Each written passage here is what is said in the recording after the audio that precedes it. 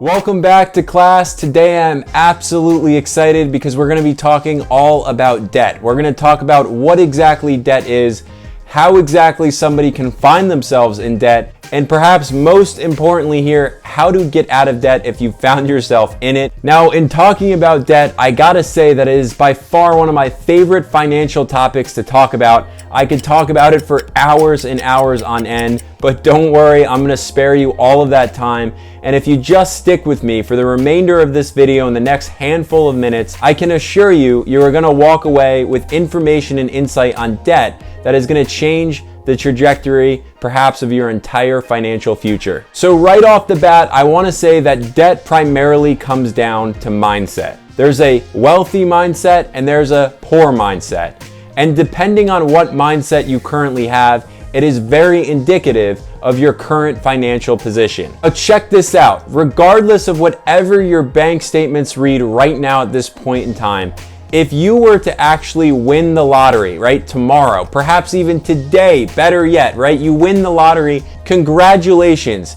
Millions upon millions of dollars are now in your bank account. Study after study, unfortunately, says that you are more likely to land yourself in debt than if you were to have never have won the lottery in the first place. Now, I know what many of you are thinking, no way, man. Not me. That's certainly not gonna happen to me. If I won the lottery, I would do X, Y, and Z, and this would just never happen.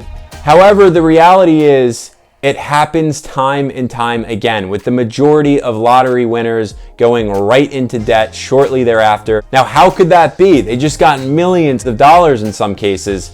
Well, it's pretty easy. If they haven't developed that financial wealthy mindset, they will inevitably find themselves sinking right into a debt hole. So in developing that very financial mindset, it is an absolute necessity to get you from financial point A to financial point B. Now, on the other hand, with mindset aside, I want to go ahead and talk about emotions. Now, what the heck do emotions have anything to do with financial success and money management skills? Well, they actually play a massive role, and that's simply because humans are fundamentally emotional creatures, which is to say that we act merely out of emotion 100% of the time. Regardless of how logical we think we are, we typically will in fact just react based out of emotions. Now, that is exactly where the whole keeping up with the Joneses thing even comes from, simply because when the Joneses get a new car, I need a new car. When the Joneses get a movie theater in their house, I need a movie theater in my house. When the Joneses get a new pool, I need a new pool. And those purchases would all purely be simply out of emotion.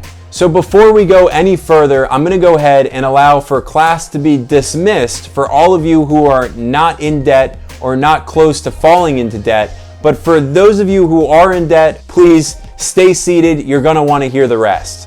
So in diving a little deeper into the information, we're gonna go ahead and discuss the 3 leading causes of debt, at least in the United States, with the first leading source of debt stemming from credit cards. Now, this is interesting because credit card debt tells me that if you're in credit card debt, you're simply spending money that you absolutely do not have, and most of the time, those purchases you really don't even need. Now, the second source of debt stems from a mortgage. And I don't want you to think that having a mortgage is a bad debt per se. However, if you're somebody who literally can barely make ends meet, and you realize that the bulk of your month-to-month payments are going towards your mortgage, and you have little to no spending room left, you might want to rethink where exactly you're living.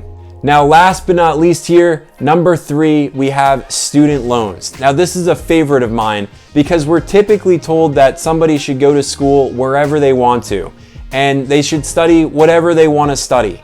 But all of these decisions come with financial implications, and it's absolutely imperative that parents sit down with their children to discuss those financial implications of taking out student loans that are almost too big to manage. Of course, on the other end of that spectrum, students must then understand that the party school that they want to go to now isn't necessarily going to bring financial joy come the future. So if you yourself have found yourself in any of the above debts, well, I gotta say you've probably been living with a poor mindset. And that's to say that when the wealthy actually go about making certain decisions, the wealthy mindset would have them questioning each and every decision in order to understand if that purchase is going to actually bring satisfaction to their life. Is that purchase going to be beneficial for them in a year, in 2 years, 3, 5, 10 years down the road? Now, most times, if that answer is no, or even an undecided, they just put their wallets down. I mean, I plead with you, in that case, don't spend that money. Because look, what is debt, right? Like at the core of it, debt is simply just borrowed money, aka money you do not have. And if you find yourself totally incapable of not spending borrowed money, well, then I think you actually need to find yourself in a class geared towards happiness, defining terms like elation and taking a look at what will actually make you happy. Because all of those instant purchases will simply give you an immediate feeling of excitement and gratification for a fleeting moment, but never actually truly last. Now that is exactly when the "I'll be happy when" mindset kicks in and says, I'll be happy when I get this. I'll be happy when I get that.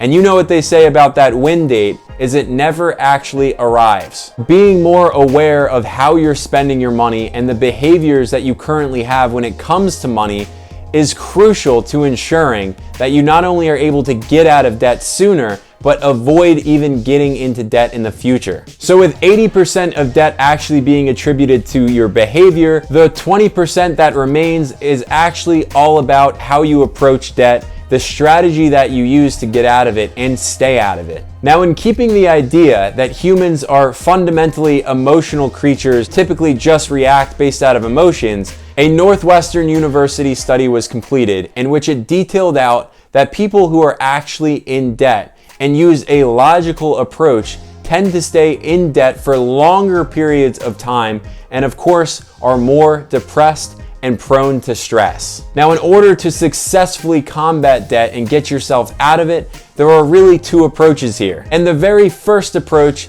is that logical approach that Northwestern University was studying. If you go ahead and target all of your debts through a logical lens, that being taking your biggest debt and trying to pay that down, or finding the debt with the highest interest rate and trying to pay that down, it simply will not work as effectively as an emotional approach to combating debt. Now, that emotional approach can be found within the debt snowball method. This is a method that I absolutely love and highly recommend for anybody who's in debt and is striving to get out of it. So this strategy simply says that you're going to list all of your debts from your lowest amount in debt to your highest debt, and you're going to take a look at each one of these debts, paying off all the minimums on a month-to-month basis. At this point in time, you are totally disregarding interest rates on each of these debts. And from here, you're simply going to target that lowest amount of debt first. Then after that one's paid off, you're targeting the next one and the next one until the largest amount of debt actually becomes your lowest amount of debt, aka the only debt you have left. Now, it's this method that has proven in study after study to be the most effective approach to combating debt. The reason being is because all along the way, you are building momentum, and with momentum builds tremendous excitement to keep going. So there you have it. Debt is 80% behavior, 20% the actual approach. And of course, I'm gonna meet you all in the next class. We're gonna go ahead and discuss budgeting. And it's of course in budgeting that is gonna set you up for success. So class is finally dismissed.